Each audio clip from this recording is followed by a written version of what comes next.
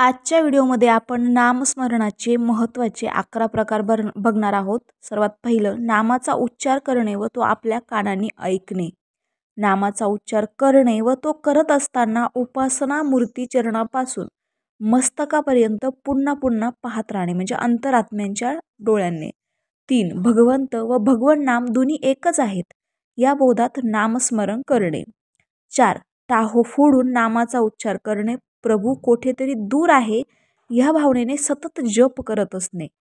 5 श्वासोच्छ्वासी नामस्मरण, श्वास आत घेताना राम म्हणणे, दुसरा उच्छ्वास बाहेर सोडित असताना व तिसरा पुन्हा श्वास घेताना राम म्हणणे। राम म्हणणे म्हणजे तुम्ही कोणताही जो नामस्मरणासाठी मंत्र घेतलेला असेल त्याचा तुम्ही अशाच प्रकारे अशाच लयात नामस्मरण करायचं आहे। 6 श्वासावर लक्ष देऊन नामस्मरण करणे, या प्रकारात नाम घेत राहणे व श्वासावर फक्त लक्ष ठेवणे। 7 स्वरूपाच्या स्मरणात नामाचा उच्चार, देह म्हणजे मंदिर व ह्या मंदिरातील देवाला तळमळीने हाक मारणे। 8 जिव्हेला वेग देऊन नामस्मरण करणे, भटकणाऱ्या मनाला लगाम घालून त्याला स्थिर करण्याचे सामर्थ्य या नामस्मरणात आहे।